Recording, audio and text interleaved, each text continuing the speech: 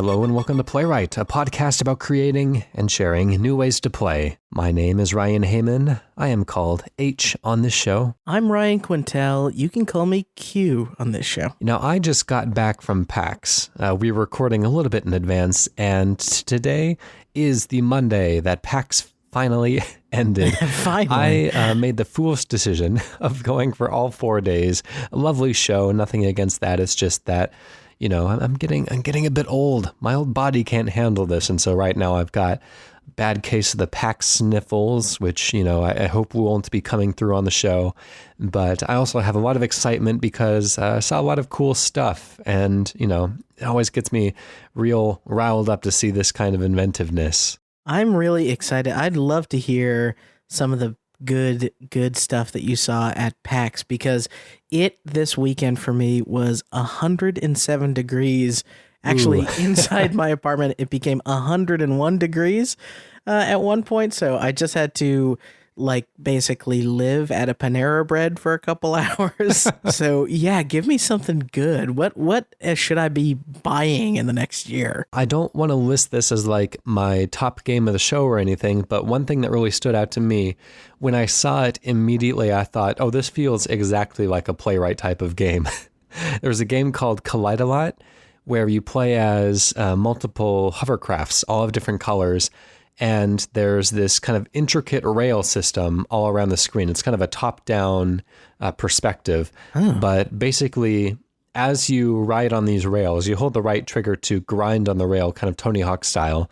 You grind on the rail and dye the rail your color. And you're basically trying to hit like 45% of coverage of all of the rails on the screen.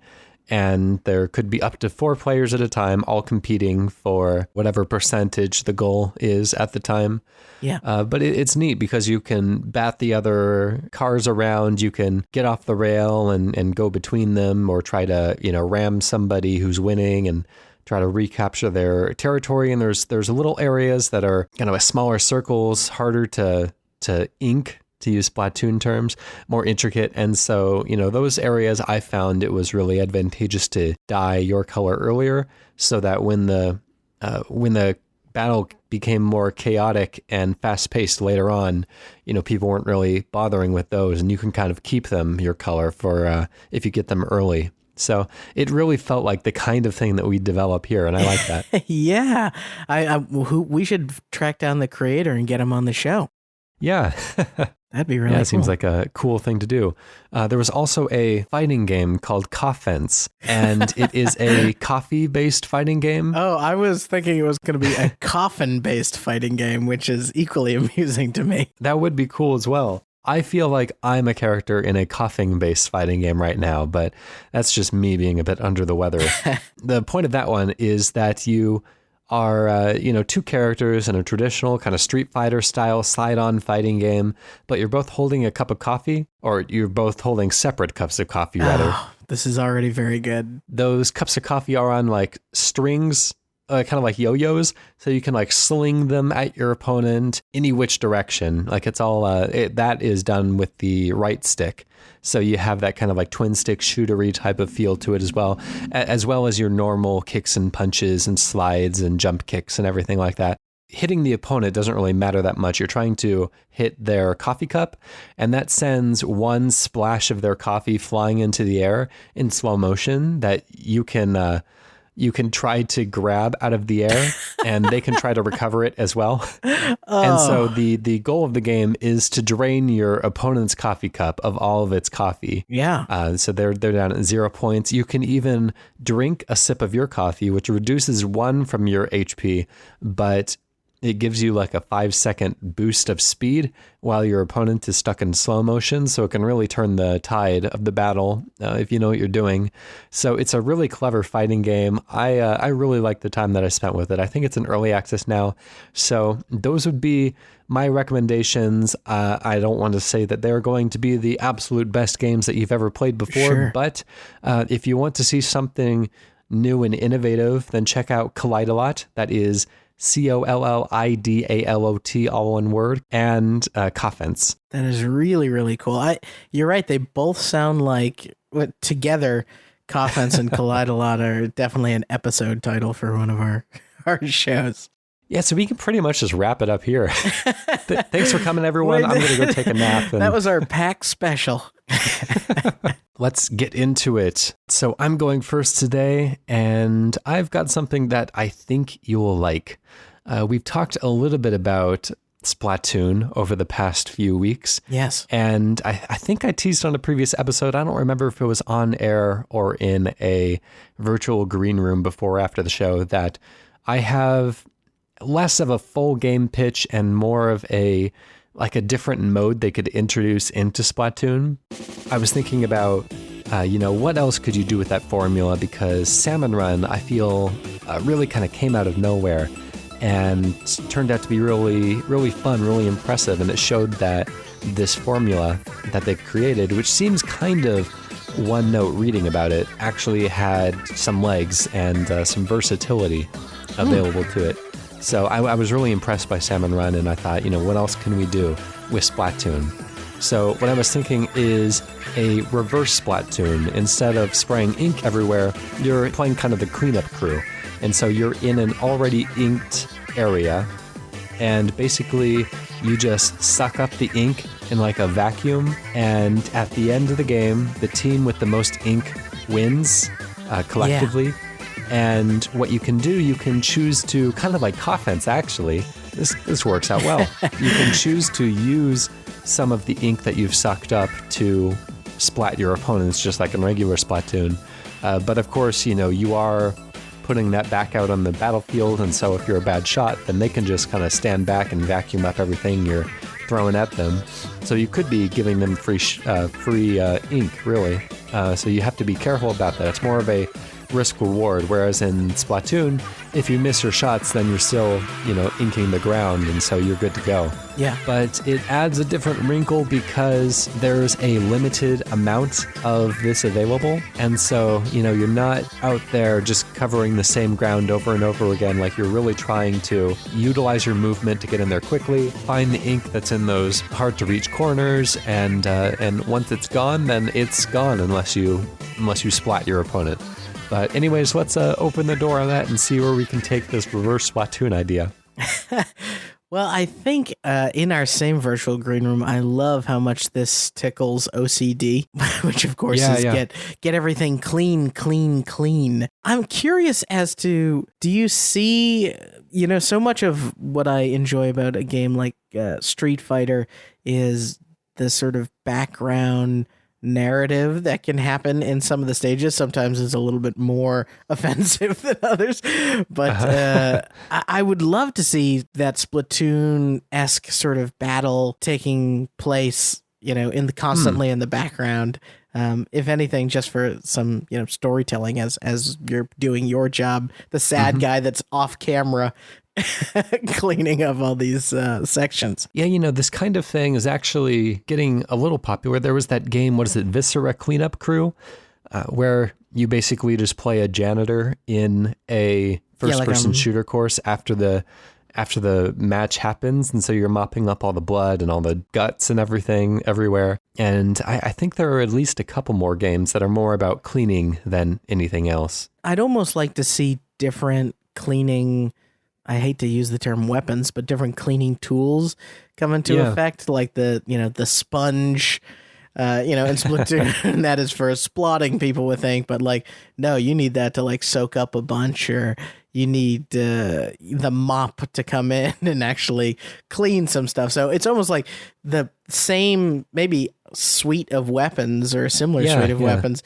but doing literally what they're supposed to do as opposed to make everything worse. I mean, you can really have correlates for pretty much everything in the main roster. So you have the ink roller, which can basically just be, you're on the ground just rolling everything up as you go. Yeah. Even the sniper rifle could be some sort of a vacuum that just gets everything in a straight line for a while, but doesn't have very much spread. There's a lot of options, a lot to work with there. How do you see the scoring being done? I mean, because you're not going to necessarily go up against somebody else who's trying to clean better than you, are you? Or is that what you think? Oh, that's a good question, because I do want the splatting, which is, Splatoon terms for like killing your opponent in any other type of shooter, to still be a component. And so what I'm thinking is that maybe you can suck up ink that goes into your backpack and then you can like bank it back at your base. And so you kind of have to go back to your base if you want to finally like score those points. And maybe those same kind of squid traversal mechanics can still be in place, where if you have a line of ink, then you can go even faster. So that would encourage the team to work together to leave a trail of ink back to the base. It might be something that the opponents could sabotage, so they can leave the little bit of trail of your ink, but then, kind of cut it off halfway in. And so you have to slow down there. I do like the idea of banking this ink and then seeing essentially a giant tub or like that cool transparent tube of it fill up. And so much of, maybe this would be bad depending on how colors are chosen, but I love there's always two contrasting colors on every Splatoon match, right? So the idea of it being, say, it's like yellow and red, and for you to be like building an orangey sort of tank as you add two different colors they're mixing together. And then almost the same way that the cats are saying who got more paint, it's the cats are saying whose tub is more full or something at the end. It feels like such an elegant solution to a question that already exists in that universe. Like, if they're spraying paint everywhere, like, why do we just boot back into this map in a couple of seconds and it's all clean already? Like, who's doing this? It seems like an unsustainable sport. Oh, that's okay. So this is the official pitch. You add it in as for every X amount of paint you put down, you actually have to clean Y amount of paint. It's like clean up after yourself. It's Nintendo reinforcing all those good habits. Well, I'm trying to think also, what would be some interesting strategies that you can employ that you wouldn't in the main game? Now I'm thinking, of course, the ink trails to ride along. You could probably spray ink on the ground, which would take away from the amount that you're able to deposit, which would leave it open to the opponent stealing. But if that makes you go faster, then, that might be worth it. I wonder if there needs to be some mechanic where you could destroy potential ink, right? Like whether you like take it out of the game. Yeah, exactly. Like a water balloon or something that would just kind of dilute it or get it away from your opponent. So you see them working in one section, you throw your water balloon and that helps dissolve the ink, or it makes it thin. It doesn't make them fast in it or something. Yeah. You could have like an ink thinner type of balloon that just makes the ink harder to suck up. I guess that would probably be a thickener. Well, you know what? We can work out the thermodynamic logistics of this later. Perfect. But something that makes their job a little slower while you get in there and either splat them or sabotage their efforts somehow. So for me, when I think of any sort of janitorial thing, I feel like there's the bucket as a floor cleaning mechanic. So it's almost like you can hold so much ink, right, on your tool, your mop or whatever. Then there's so much that can go into the bucket, and then eventually the bucket itself has to get emptied. So maybe it's also a matter of, if you have to manage this bucket or where this bucket is, your bucket could potentially be knocked over or tipped by your opponent, and therefore making more of a mess, or kind of really setting you back in terms of how much you've collected. Yeah, or if it's just using the same kinds of backpacks that the regular Inklings use, then somehow making players who have spent more time on the battlefield without banking their ink more vulnerable, like making them slower or making them like glow so everyone knows where you are, the one who has the most ink on them at any given point in time. Somehow, making it easier for people to steal, and so it can have a little bit more back and forth like that. That sounds really, really cool. Because if you die, then everything that's on you just sprays everywhere. And let's see, this could also work in a non-Splatoon context. This is all ink on the ground. It's kind of fun to suck up, but also, like, it could be like a solid waste type. You know what? That's not a good word for it. Solid waste means something already. I mean to say like garbage and, recyclables and all sorts of things. And so you could have like a competitive like a hardcore janitorial, like cleaning up something that's like really trashed, like, a hotel room after a rock star is there. And so you have to juggle some sort of Katamari-like elements as well. So kind of like fitting all of these containers and plastic bits and everything into your bag. I do like that, especially if there's it's not environmental puzzles, but maybe it kind of is, where the way in Splatoon, a sponge that's in the environment with a lot of paint on it grows very, very large. Mm-hmm. Maybe you have to remove a certain amount of ink from something to get it down to a manageable size so that you can actually get around it and do some cleaning. So you have like physical things in your way that are stopping you. So it is almost a puzzle game of how to ink the most quickly, but you can also take on that secondary role of interfering with the enemy by going and doing things on their side. Now, I was also thinking about that new map on Splatoon 2 that I haven't been matched with yet, and that kind of bugs me. I really want to play it. I think it's a Santa Marina. It's a ship, basically. It's kind of like a old, not galleon necessarily, but like a sailboat, like a big sailboat with multiple sails. I think it would be neat if that was one of the stages in this mode as well, but this ship was like sinking. As the ship sinks, like different portions of the boat will become flooded, and then that ink all just kind of runs off into the sea.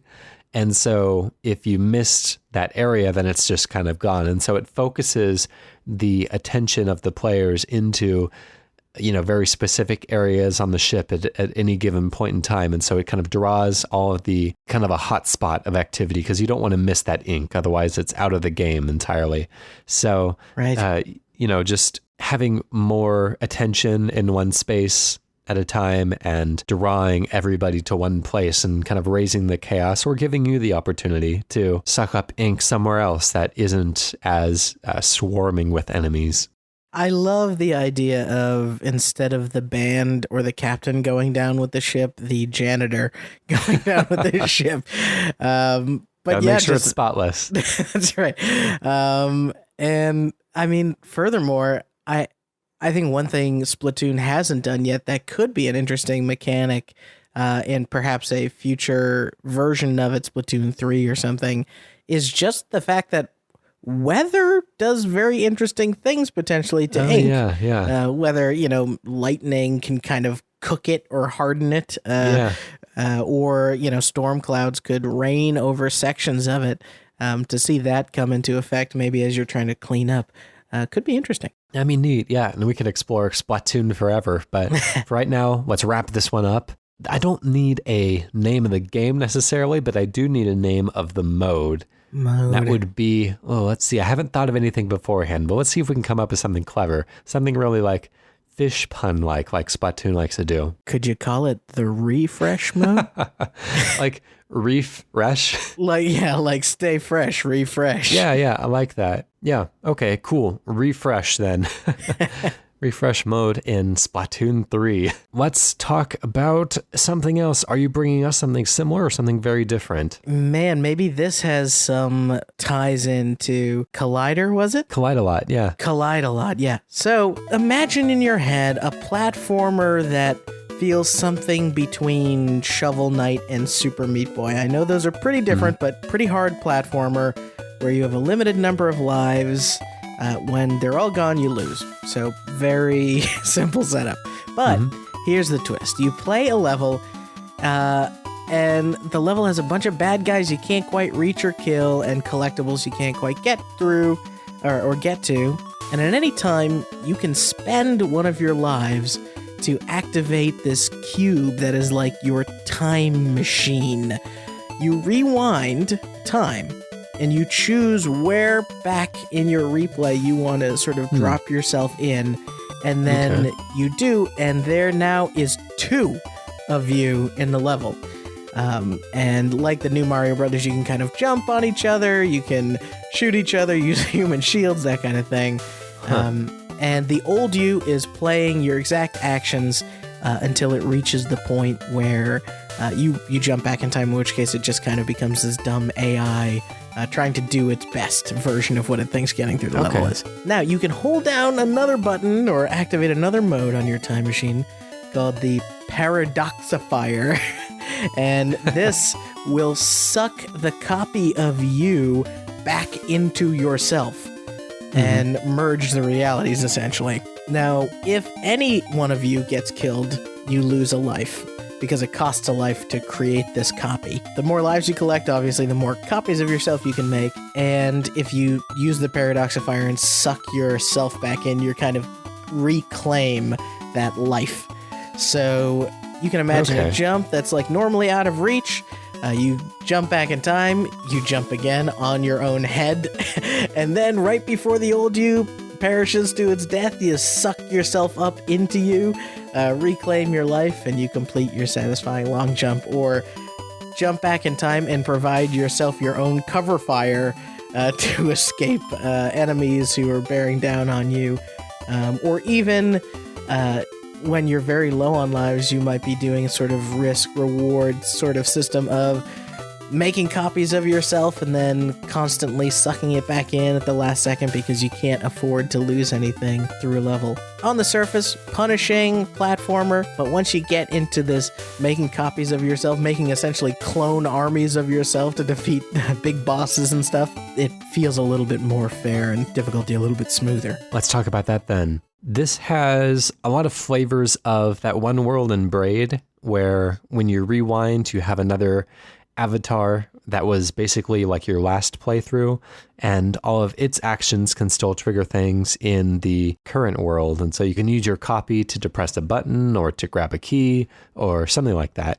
Yeah, which is cool. The thing that I typically don't like about these games of like recorded action being played back as another entity in the world, you know, you'll see this in like Ratchet and Clank, A Crack in Time, I think, and a bunch of other games like that as well, is that to set everything up, sometimes you in the present need to be in a different location. So there's a lot of like just standing in one place for like a minute at a time while you're recording your previous gameplay to make sure that you have enough time to hit the lever. And so it's hard to kind of like coordinate timing based things, but I think this is a nice solution, being able to control time in this previous like recorded replay, almost like hitting the fast forward on a recorded, you know, VHS tape or something like that. And so I was thinking, if to combine multiple worlds in Braid, if you were to maybe have the past timeline, your recorded entity, you know, you can't control that one directly, but maybe you could speed it up and slow it down by using the right thumbstick. And so that thumbstick is dedicated to time manipulation.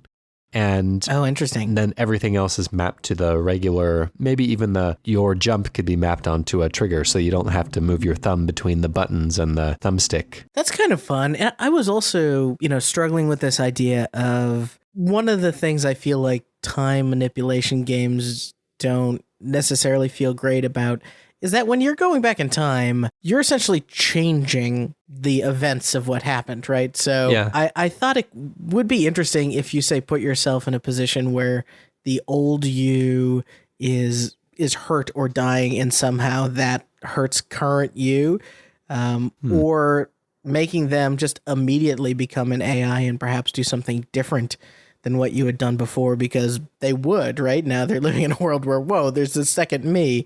So they would behave differently just because you changed the events of what happened.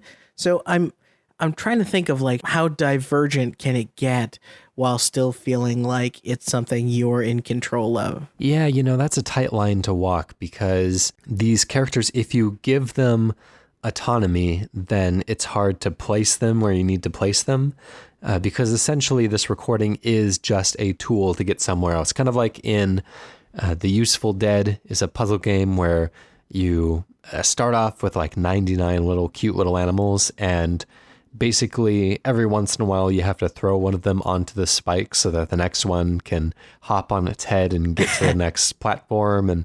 And so basically you have like 99 tools to work with, and you just see how far in the game you get.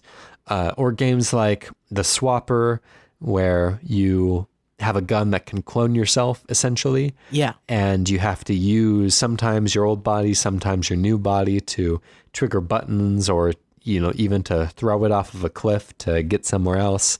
Or even shades of Super Mario World's integration of Yoshi, having to drop that down a pit every once in a while to get that extra jump. Yeah, poor Yoshi, always taking one for the team. One of the things I really love about Swapper, I wonder if it's just simply a tonal thing and it's hard to match in a more frantic style game, but the fact that there were points in the Swapper where I just had this moment where I was like, which one is the canonical me? Yeah. And does it matter? Well, that's kind of what the story ends up getting into. Right. And like the horrible implications therein. Maybe if the paradox feels less like you absorbing the other yous, or, it just kind of seems like a generic merge. If there's a question of like, did I kill myself? Like, which one of me is me? Being able to play with that stuff has always been fun. So a challenge that you're working with here with the limited life system is that you're trying to create a puzzle game in which the puzzle elements are sometimes using these other entities to progress further in the game by jumping on their heads, by setting them up as platforms, or allowing them to trigger buttons or levers or something. And if you have a limited life system, then you kind of are robbing yourself of knowing what resources the player has to work with at any given time. So, there might be a point at which you want to create a complex puzzle that would require 5 or 6 of these clones, all sacrificing themselves in some sort of order. But since the player might be coming into this level with only 1 life left, then you have to account for that possibility and make it beatable with 1 clone or with no clones. And so that might kind of hamper your game designability. Right. I go back and forth on that. If say, of course you could try and place lives throughout levels and that sort of thing to give back, but maybe it works better if your cube is on a cooldown or something, and you can kind of just create copies of yourself after some amount of time. Though I'd hate for it to feel like I gotta stop and wait here 5 minutes for my all my clones to recharge or whatever. It is an interesting idea, is that to think maybe it's just like a story implication that every time you split yourself off, then you're becoming a little bit less. Maybe you're going a little bit more black and white or transparent, like Michael J. Fox in Back to the Future style. Or maybe your character is becoming a little bit more like idiotic in the types of like dialogue that it has. Oh, that's very good. By the end of the game, it's just gibberish. And now, Ryan, you could bake in the hardcore run of the game where you lose as few lives possible and find out what the real story is. Yeah. Wow, that does a lot for this concept.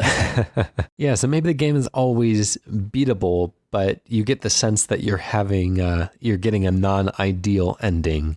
And maybe there are some like really clever ways to re-merge with your bodies if you have to like somehow all collect yourselves in the same spot at the end of the map to reabsorb them into your present self.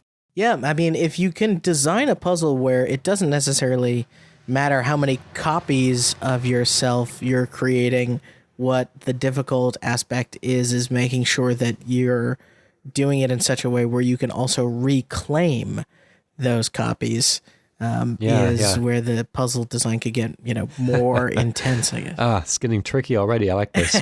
So jumping on a clone's head or having them position themselves on a button is kind of the obvious thing. What else can we do with this mechanic? And let's also factor in that we can rewind and fast forward time as much as we want in this alternate reality. Yeah, I do. So one of the things I thought was interesting was obviously the making a bunch of copies of yourself to do damage to like a more substantial enemy. But there's also something interesting about creating copies of yourself that are maybe stuck, maybe not, but kind of in a state where they're like shooting for some substantial amount of time to maybe disable turrets or draw fire away so that you can, wedge yourself in between a security system. But beyond that, I feel like I almost feel limited to things that I've seen before, and I'm struggling to innovate on this particular topic. I do like that idea of having to have multiple clones like stomp on an enemy's head to be able to crack through its skull or something. Its skull, that's a little dark. Its shell, maybe. Sure. That's a nicer way to put it. Like if you're going up against like a King Bowser, and it has that shell in the back, but if you had like 12 clones all fall on it at once, then that would be enough to splat it or whatever. And so you can have these scenarios where you create multiple clones in succession to trigger weight traps or increase the amount of pressure, kind of like the types of puzzles that you see later in the game in Inside. Inside's a really great example, where you're jumping into the helmets and saying, I need 40 of these guys to weigh this thing down or to cascade off of this ledge in just the right way to cushion my landing or something. Yeah, so maybe actually instead of recording your previous action, you're just kind of creating like Lemmings characters, and so they just infinitely repeat the thing that you were doing when you press the clone button. So if you were attacking, they just kind of infinitely attack forward. If you were running, they infinitely keep running. If you were doing a sequence of running and jumping, then they continue to do that. Just kind of mindlessly, but then if you touch them, you can reabsorb them. So that's cool. That might be so a way you of could doing actually have like a series of guys jumping on each other in maybe even increasing heights, right? And then that's what allows you to jump on the pyramid of yourself to get to the highest platforms. Yeah, that's cool. Well, let's close that one down. There's still plenty of research on that to do. If you have anything that you would like to add to that, then please get in contact with us at PlaywrightCast on Twitter or playwrightcast.com, where we have all of our episodes, and you can leave little notes behind them if you want to contribute anything to the creation process. We always greatly appreciate that. What is the title of that game? Maybe it's because I've been playing too much Sonic the Hedgehog lately, but I'm going to go for Dr. Paradox's Miraculous Multiplier Machine. Has a nice mean bean ring to it. Yes, it does. So our submission this week comes from Thomas Ife. I hope I'm getting that right. He writes, you are a hard light hologram. You're trapped in an underground testing facility. GLaDOS is there maybe. But you don't get the reference since you were only born into existence 5 minutes ago. You have to escape this facility, all the while avoiding or taking out guards. The problem is every room is blank and sparse, nowhere to hide. Or it would be a problem were it not for your newfound abilities. See, for every square meter of the facility, there exists a different light source with different colors of light, and you just so happen to be able to phase between different colors, effectively rendering you invisible at certain points on the map. The game would start off simple. One color, normal, dopey guards, but as it progresses, you unlock new colors, the map becomes more complex, and the guards have new abilities such as being able to see through light phasing with special color-coded torch. I envision this as being turn-based akin to Rogue or ADOM. Do you know what that is, H? I don't actually. Okay. Well, wait. Thomas, please write in and tell us what ADOM is. Where as you move, so do the enemies, requiring you to plan several moves ahead to avoid trouble. With the core mechanic of color switching will remain simple, the complexity will come from room layouts and enemy positions. And let's start the clock on that. Yeah, so this is cool. This has certainly a hint of Runbow, which is a kind of a speedrunners type game. I think Speedrunners and Runbow came out at about the same time. It's a multiplayer game where you race, kind of a side scroller type of platformy type of race through these environments, and the background color is always changing, and so multiple different platforms in the environment will phase out of existence essentially when they match the background color. Yeah. So you always have to be kind of cautious of what's coming next and kind of planning ahead in that regard. There's also a game called Moshi Moshi, which I really like. It's a really simple, I think it's just like a little demo thing you can get online for free. You play as this little character who shoots things like a twin stick shooter style, but the character is one color, the bullets are another color, and then the enemies are another color, and the background has this kind of weird spiral pattern that phases through all three of these colors. And so at any given time, one of them is going to be invisible. And so it's all about kind of remembering where everything was and being able to kind of like position yourself despite not knowing all of the information at any given point in time, which is cool. And so taking this kind of idea into something that is turn-based feels like a smart addition, especially since I could see something like this working really well in the mobile space. Selfishly, I'm excited to play this on mobile, right? Where I don't know if you remember, I think there was a game, it was called Beat Sneak Bandit. That sounds familiar. Was that on 3DS? It may have been on 3DS. I played it on iPhone. Okay. And Beat Sneak Bandit was essentially a game where you had to tap the screen in time to a beat in order to make the character move. And if you tapped off of the beat, then a guard would hear you. And, you know, the beats were synchronized to lights turning on and off that would detect you, or a guard turning around on, you know, a specific mark. I'm imagining this as a potentially that sort of 2D feeling kind of thing. At first, I was thinking this is almost like one of the Lara Croft or Hitman Go games. Yeah. But I think it would be very interesting, you know, especially in a 2D colorful environment, to see yourself kind of move into a light and you've, you know, learn the light's pattern. So, you know, you've got like 3 seconds of safety because you're red and the light is red.